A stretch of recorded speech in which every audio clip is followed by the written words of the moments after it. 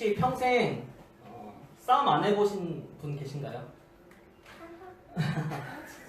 과연 있을까요? 이 세상에 싸움 한 번도 안 한 사람 정말 있을까요? 누구나 다 한 번쯤은 싸워봤을 겁니다. 저도 뭐 소실적에는 뭐 이런 얘기를 하면 되게 유치하겠죠. 어린 나이에 뭐 17대 1 이렇게 싸워봤다 뭐 이런 얘기는 너무 유치한 얘기일 겁니다. 싸움 중에서 가장 위대한 싸움은 자기 자신과 싸우는 싸움인 것 같아요. 그렇죠. 한계를 깨고 앞으로 더 나가고 싶어서 하는 내 자신과의 싸움이 우리가 아는 싸움 중에서 가장 소중하고 위대한 싸움일 것입니다. 한국에서뿐만 아니라 일본에서도, 그리고 이제는 메이저리그에 진출해서 최고의 마무리 투수가 된 오승환이라는 선수가 있어요. 우리나라에서도 최고였고 일본에서도 최고였고 이제는 미국에서도 최고의 마무리 투수로 거듭나고 있습니다. 오승환 선수가 이런 말을 했어요. 자신감이라는 게 어떻게 생기는지 누구도 가르쳐 준 적이 없습니다. 그저 남들보다 운동장 한 바퀴를 더 뛰고 한 번 더 연습했을 때 그때 나오는 안도감, 전 그것이 자신감이라고 생각합니다. 이런 얘기를 했어요. 최고가 되기 위해서, 좀 더 나은 내일을 위해서 오늘 내가 자신과의 싸움에서 이겼기 때문에, 자신과의 싸움에서 이길 수 있는 사람은 남들과의 싸움은 아무것도 아닙니다. 자신과의 싸움에서 이겼기 때문에 다른 사람도 이길 수 있는 것이죠. 최근에 지난 주일이죠. 우리 진한 형제 그리고 지인이 또 영선이 함께 스타이즈본이라는 영화를 보고 왔어요. 영화 내용이 이제 남자 주인공이 아주 유명한 락스타인데요. 어느 날 공연을 하고 끝나고 집으로 가는데 울적한 거예요. 괜히 들어가기 싫은 거죠. 그래서 한 동네에 내립니다. 그리고 여자 주인공을 만나요. 이 여자 주인공은 자그마한 바에서 노래를 부르는 사람이었어요. 하지만 이 그녀의 노래에 남자 주인공이 매료됩니다. 그렇게 시간을 같이 보내고 울적해 있는 남자를 위해서 여자가 자신의 자작곡을 들려줍니다. 그 자작곡에 더욱더 매료가 됐어요. 이제 남자가 아주 중요한 콘서트를 앞두고 있는데 여자 주인공을 초대해요.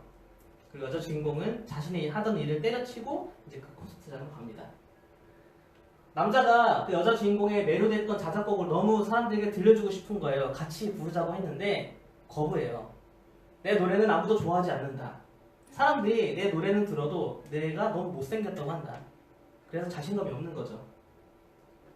내가 노래를 시작할 때니 반주가 시작되면 나와라. 나는 너가 부르지 않아도 나 혼자 부르겠다고, 남자가 한 번 듣는 노래를 천재인가 봐요. 막 풀 세션으로 막 부르기 시작하는 거예요. 네. 그래서 막 부르니까 여자가 막 동요하다가 결국에는 나와서 부르는데 마치 알을 깨고 나온 것 같이 폭발하듯이 막 부르는 거예요. 그 장면이 아직도 아른거리고 왜 이렇게 그렇게 장면을 보는데 눈물이 나는지 모르겠어요. 그 가사도 좀 그랬어요. 내가 내 한계를 딛고 앞으로 나가겠다, 일어서겠다, 뭐 이런 가사였거든요. 우리는 우리 자신과 끊임없이 싸움을 해야만 합니다. 힘겹더라도 더 나은 미래가 있다면 나를 위해서 그 싸우는 것을 멈춰서는 안 됩니다. 우리 또한 우리의 신앙을 지키기 위해서도 날마다 싸워야 됩니다. 바울은 성경 말씀을 통해서 내 안에 사람의 마음과 하나님께서 주신 마음이 계속 날마다 싸운다라고 그렇게 얘기합니다. 우리에게 주신 하나님의 은혜와 믿음과 그 말씀을 지키기 위해서는 우리는 날마다 싸워야 합니다. 그런데요, 어떤 싸움은 우리의 싸움이 아닌 경우가 있어요. 어떤 싸움은 내 싸움이 아닌 경우가 있습니다.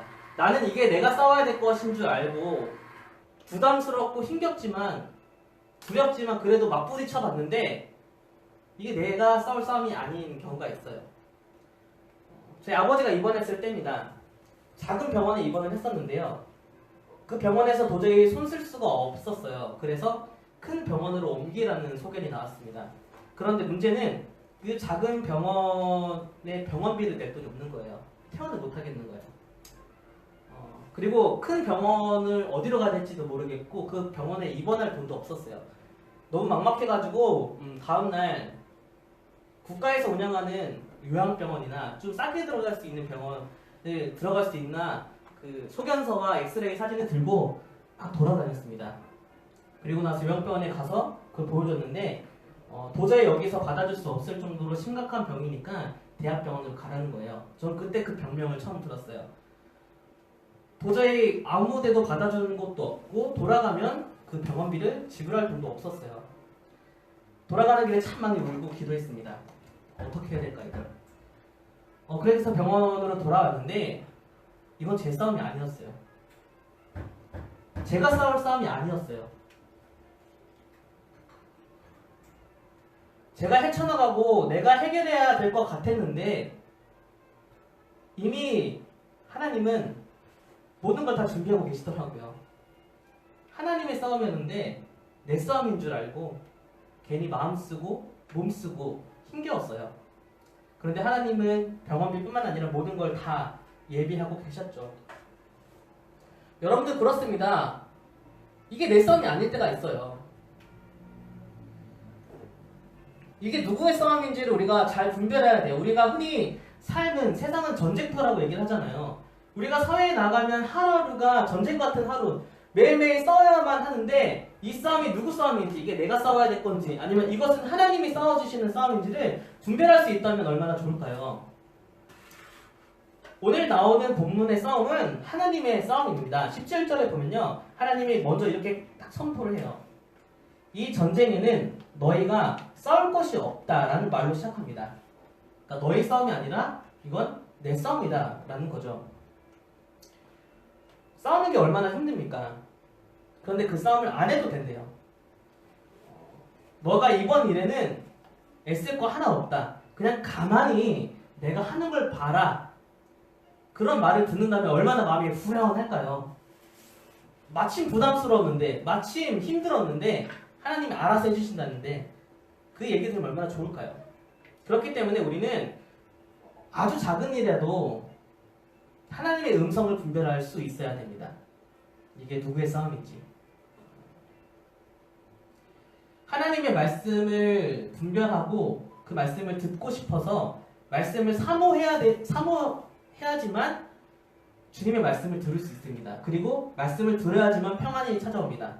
하나님 말씀을 들어야지만 위로를 받을 수 있어요. 그렇기 때문에 말씀을 사모해야 합니다.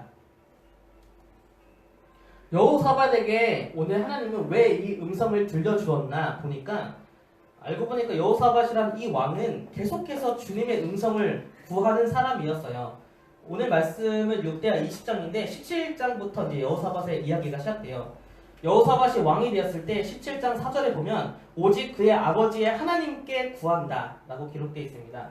17장 9절에 보면요, 이 여호사밧이 여호와의 율법책을 가지고 유다에서 가르치되 모든 유다 성읍으로 두루 다니며 백성들을 가르쳤다. 오직 율법책을 가르쳤다. 하나님 말씀만 가르쳤다라고 기록합니다. 18장에 보면 전쟁이 나와요. 북이스라엘 아합 왕이 동맹을 맺은 다음에 같이 쳐들어가자라고 그렇게 제안을 해요. 그때 여호사밧은 어떻게 했냐? 18장 4절에 보니까 청하건대 먼저 여호와의 말씀이 어떤지를 오늘 물어보소서. 하나님이 싸우라고 하면 나는 싸우겠습니다. 청하건대 여호와의 말씀이 어떤 것인지 오늘 구하자는 겁니다. 그렇게 하나님의 말씀을 언제나 구했기 때문에 들을 수 있는 거예요. 이게 누구 싸움인지. 20장 4절에 보면 이렇게 기록합니다. 유다 사람이 여호와께 도우심을 구하려 하여 유다 모든 성읍에서 모여와서 여호와께 간구하더라. 그러니까 여호사밧은 언제나 하나님께 기도하는 사람이었습니다. 이 전쟁은 하나님의 싸움입니다. 17절에 보면 여호사밧과 백성들은 이들이 할 일은 이거예요. 대열을 이루고 서서 하나님이 어떻게 우리를 구원하시는가 보면 됩니다. 보는 게 끝이에요. 마치 불꽃놀이를 보듯이. 아니면 운동장에서 축구 경기를 하는데 그냥 관중석에서 일렬로 대열을 잘 맞추고 서서 그 축구 경기를 관람하는 것 같이 아무것도 하지 않고 오직 대열을 갖추고 서서 하나님이 어떻게 우리를 구원하시는지를 보기만 하면 됩니다. 이게 이들이 해야 될 일이었어요. 하나님은 그렇게 말씀하셨습니다. 중요한 말이 있어요. 대열을 잘 이루어라. 대열에서 벗어나서 괜히 내가 싸워야 되는 거 아닌가 하고 싸움터에 나가면 그냥 두들겨 맞습니다. 싸움터에 있으면 그 싸움터에 있으면 하나님의 구원을 보질 못해요. 그 싸움에서 벗어나서 하나님 이스라하는 그 대열에 서 있어야지만 하나님의 이 속에서 어떻게 구원을 이루시는지를 볼 수 있어요. 그런데 그게 아니라 내가 싸움터에 나가 있으면 내가 이긴 줄 알아요. 내 힘으로 이긴 줄 알아요. 그렇기 때문에 하나님의 구원을 보지 못하는 거예요. 내 힘으로 살아가는 사람, 내 힘으로 싸우는 사람은 하나님의 구원을 보지 못해요. 하나님이 가만 있으라고 하면 있고, 하나님이 내 그냥 서서 구원을 보라고 하면 가만히 있는 게 좋은 방법입니다. 하나님은 말씀하십니다. 너희는 두려워하지 말며 놀라지 말고 내일 그들을 맞서 나가라. 여호와가 너희와 함께하리라. 여러분 너무 두려워하지 마십시오. 여러분들의 취업의 길 그리고 앞날에 대해서 너무 두려워하지 마시길 바랍니다. 하나님이 여러분과 함께 하십니다. 우리가 해야 될 일은 하나님이 있으라 하는 우리의 위치를 잘 지키고 있는 것입니다. 그렇다면 이런 질문을 한번 해볼게요. 우리는 어디에 있어야 될까요? 우리는 어떤 모습으로 있어야 될까요? 정말 아무것도 안 해도 될까요? 먼저 이 말씀을 들은 여호사밧과 사람들의 반응을 좀 보려고 하는데요. 먼저 여호사밧의 반응이에요. 18절 한번 볼까요? 18절에 보니까 여호사밧은 이 말씀을 듣자마자 몸을 굽혀 얼굴에 땅을 댔다고 합니다. 그걸 본 유다와 예루살렘 주민들도 여호와 앞에 엎드려서 경배했다라고 기록합니다. 여기서 같은 의미, 같은 자세가 다른 세 가지 표현으로 나와요. 몸을 굽혔다, 엎드렸다, 경배했다. 다 똑같은 말입니다. 여호사밧은 경배했어요. 엎드렸어요. 그걸 보자 사람들도 똑같이 엎드리고 경배했어요. 보통 왕이 얘기할 때 왕 앞에 엎드리잖아요. 한 왕은 엎드리지 않아요. 자기가 왕이기 때문에. 다른 나라 왕 앞에서도 엎드리지 않아요. 그 사람은 왕으로 인정하지 않는 이상. 근데 왕이 엎드렸어요. 하나님 앞에. 백성들은 똑같이 하나님 앞에 엎드렸어요. 왜 이들이 엎드리고 경배했을까요? 그런데 왕이랑 주민들은 엎드렸는데 그 다음에 나오는 레위 사람들은 다른 반응을 보여요. 19절 볼까요? 19절 보시면 레위 사람들은 큰 소리로 하나님을 찬양했대요. 너무 정반대의 모습이죠. 한쪽에서는 아무 얘기하지 않고 엎드려서 경배하고 있는데 다른 쪽에서는 큰 소리로 찬양을 하고 있어요. 레위 사람들은 왜 큰 소리로 찬양을 했을까요? 왕은 왜 엎드렸을까요? 어찌됐건 이들의 예배에는 사연이 있다라는 겁니다. 이들은 지금 하나님과의 만남이 있고 살아있는 교제가 있고 그 하나님과의 만남 속에서의 반응으로 누군가는 엎드리고 누군가는 큰 소리를 외쳤습니다. 말씀에 순종하겠다는 의미로 엎드렸을 수도 있고 아니면 하나님의 놀라운 그 임재 앞에 너무 두렵고 떨리기 때문에 엎드렸을 수도 있어요. 아니면 우리에게 약속하신 게 너무 좋기 때문에 너무 감사하기 때문에 소리를 칠 수도 있었어요. 어찌됐건 왜 엎드렸는지 왜 찬양을 했는지 정확한 이유는 모르겠지만 중요한 건 이들은 하나님과 만나고 있고 그 하나님 말씀에 반응하는 사연 있는 살아있는 예배를 드리고 있다는 겁니다. 지금 이들의 예배는 살아있어요. 말씀을 듣고 그 말씀에 즉각적으로 반응해서 하나님과의 만남, 하나님과의 주고받음이 있는 분명한 예배입니다. 그렇다면 우리의 예배를 한번 돌아봅시다. 우리의 예배는 어떤가요? 우리 예배에 사연이 있습니까? 우리 예배에 하나님과의 살아있는 교제가 지금 있습니까?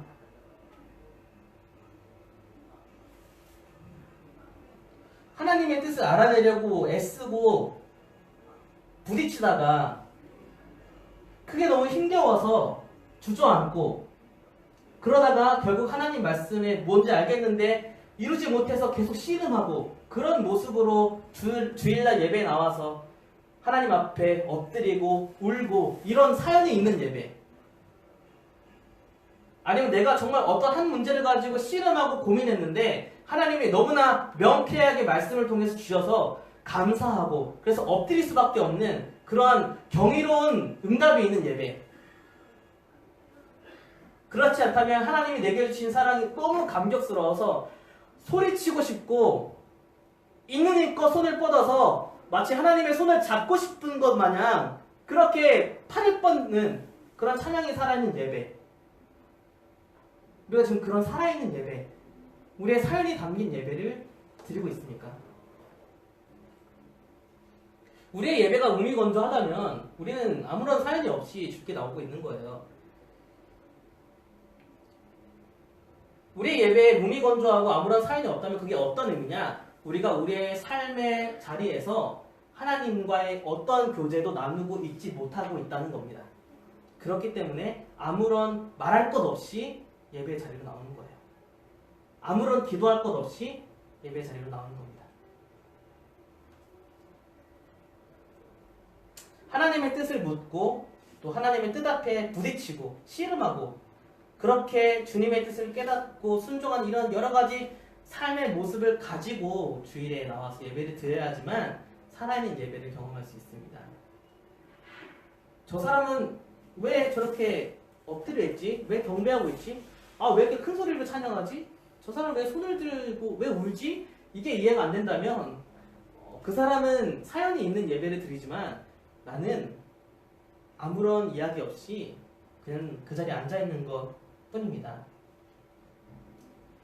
그렇기 때문에 우리는 삶에서 하나님을 만나야 합니다.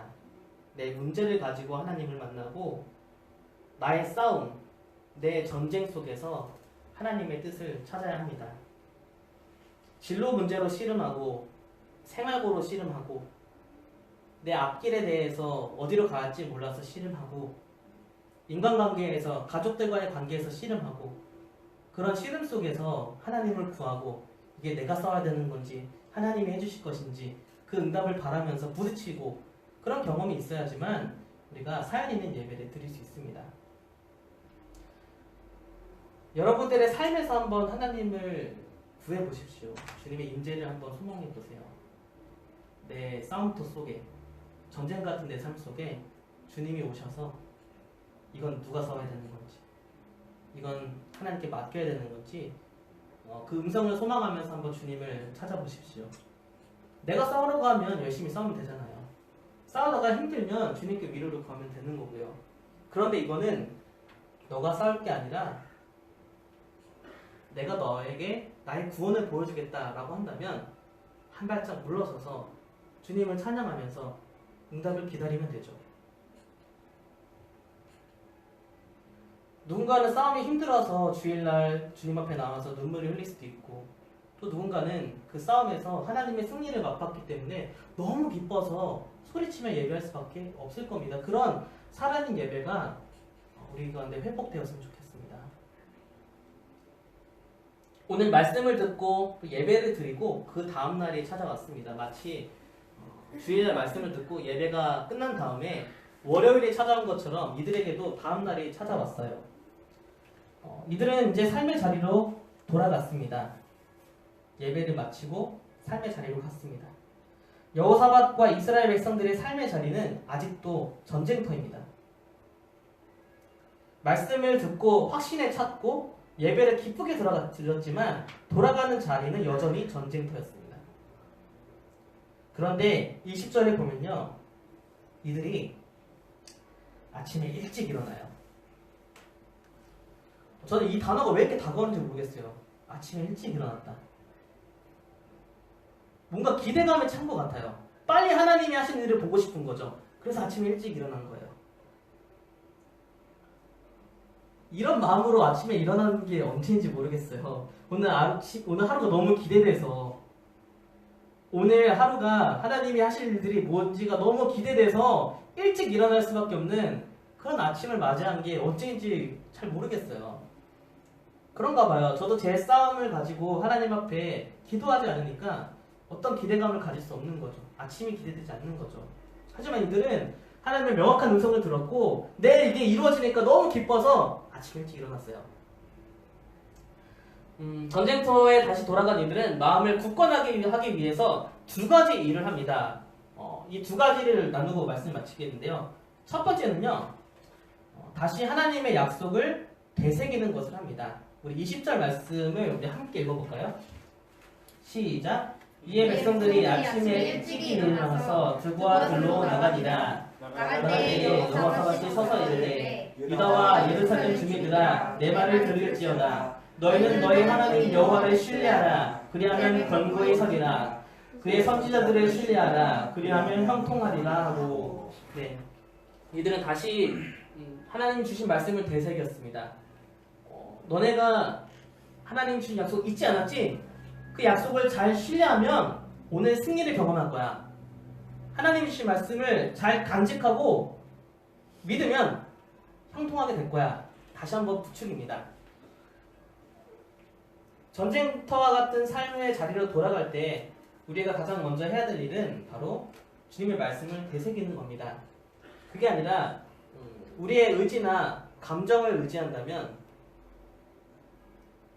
쉽게 무너지고 맙니다. 하나님 말씀을 의지해야 합니다. 왜냐하면 전쟁터로 돌아가면 적이 보이거든요. 그리고 적의 병력이랑 내 병력을 비교하게 돼요. 그래서 내 병력이 부족하면 질 것 같아요. 그러면 싸우기가 싫어져요.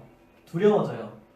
하나님이 승리를 약속해 주셨는데 그 약속을 잊어버리고 의지하지 않으면 내 병력과 상대방을 비교하고 내가 연약하고 부족한 것 같아서 포기하고 말아요. 그렇기 때문에 우리는 다시 내 삶의 자리로 전쟁터로 돌아갈 때 하나님 말씀을 되새기는 걸 먼저 해야 됩니다. 내 힘이나 내 의지를, 내 감정을 의지하는 게 아니라 말씀을 의지해서 다시 힘차게 전쟁터로 나가야 됩니다. 두 번째로 하는 일도 굉장히 중요한 일이에요. 이들은 전쟁터 한복판에서 아주 의외의 결정을 하나 내리는데요. 바로 21절입니다. 21절도 함께 읽어볼까요? 시작! 백성과 더불어 의논하고 노래하는 자들을 택하여 거룩한 예복을 입히고 군대 앞에서 행진하며 여호와를 찬송하여 이르기를 여호와께 감사하세 그의 인자하심이 영원하도다 하게 하였더라. 아멘. 이 결정은 왕이 독단적으로 내린 결정이 아니었어요.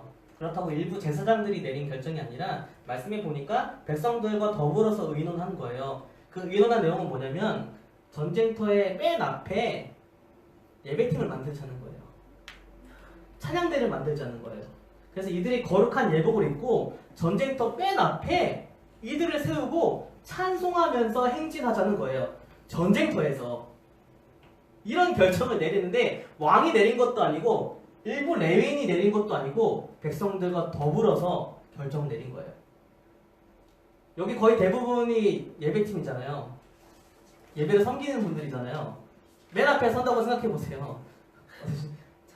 네, 신나게 찬양이 나오시겠습니까? 화살이 날아들고 창에다 창 던지고 막 군마가 쫓아오는데 그 앞에서 찬양하자는 거죠.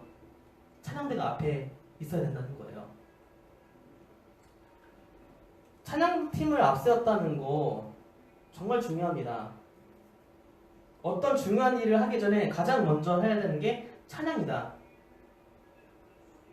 찬양이 울려 퍼지는 게 가장 먼저이다라는 결정이 굉장히 중요한 결정입니다. 보통 우리 예전에는 그 찬양에 대한 중요성을 알지 못했을 때는 이름하여 준비 찬양이라는 게 있었잖아요. 저도 이번에 전도사 교육을 갔는데 준비 찬양을 많이 하더라고요. 그러니까 이게 나오셨는데 사람들이 다 안 모여서 찬송 한 곡 하면서 하십시다. 준비 찬양. 또 오늘 내가 너무 목이 안 좋아서 찬양 안 하려고 했는데 사람들이 많이 안 모이니까 어쩔 수 없이 찬양 한 곡 합시다. 이런 준비 찬양. 그러니까 뭔가 분위기를 이끌어내거나 사람들을 모이게 하기 위해서 가장 먼저 하는 그런 찬양이 아니라 지금 여기서 나오는 찬양대를 앞세웠다는 건 다른 의미죠. 찬양이 얼마나 중요한지 알기 때문에 하는 것이죠. 마찬가지로 우리도 우리의 삶에서 찬양한다는 것, 예배한다는 것이 그렇게 중요하지 않다라고 생각할 수도 있는데 하나님은 전쟁보다 그걸 더 중요하게 여기신다는 거예요. 하나님께는 예배가 더 중요하고 찬양을 받으시는 게 더 중요하다는 거예요.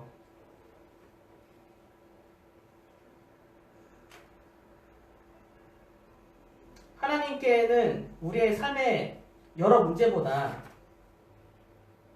우리가 하나님을 찬양하는가가 더 우선일 수 있습니다. 중요한 면접을 앞두고 있어요. 그 면접은 아침이 왔어요. 우리는 뭘 해야 될까요?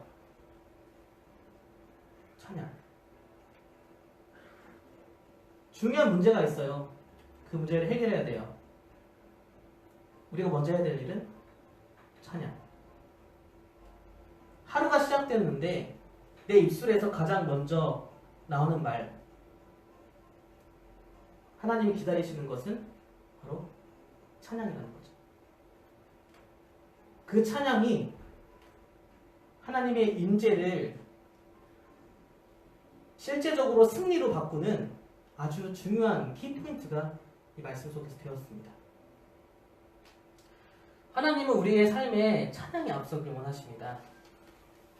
찬양은 우리의 삶에 하나님을 초대하는 아주 중요한 그런 고백입니다. 아주 중요한 행위입니다. 우리가 우리의 삶에서 하나님의 임재를 바라고 주님께서 내 삶의 문제를 대신 싸워주시고 해결해주기 원한다면 가장 먼저 우리가 앞서야 될 것은 바로 하나님을 찬양하는 일입니다. 우리 아까 앞서서 우리 찬양 인도자분께서 그렇게 말씀해 주셨던 것처럼 나의 예배를 좀 돌아보셨으면 좋겠어요. 나의 예배는 사연이 있는 예배인가? 일주일간의 말씀을 가지고 씨름하고 고민하고 하나님의 뜻은 무엇일까라고 씨름하다가 그것을 가지고 주위에 나와서 때로는 힘들다고 때로는 지쳤다고 아직 모르겠다라고 고백하거나 아니면 하나님이 주신 응답에 감사합니다라고 그렇게 기쁨으로 나아가거나 어찌됐건 어떠한 모습이든지 간에 내 삶의 문제를 가지고 하나님과 씨름하다가 주께로 나오는 그런 예배인가, 사연 있는 예배인가 돌아보셨으면 좋겠습니다. 또 한 가지는 우리가 우리의 삶에 무엇을 앞서 행하고 있나 돌아보셨으면 좋겠어요. 중요한 일을 하기에 앞서서 계획을 먼저 세우거나 그 일에 대한 여러 가지 정보를 얻는 것보다 더 하나님이 원하시는 건 바로 주님을 찬양하면서 주님께 맡기는 일입니다. 그런 사연 있는 예배가 우리 삶에서 회복되기 원합니다. 그래서 이게 내 싸움인지 하나님의 싸움인지를 분별할 수 있고 내 싸움이라면 열심히 싸워내고 하나님의 싸움이라면 물러서서 주님의 구원하심을 경험하는 그런 우리들의 삶이 되기 원합니다. 말씀 기억하면서 함께 기도합시다.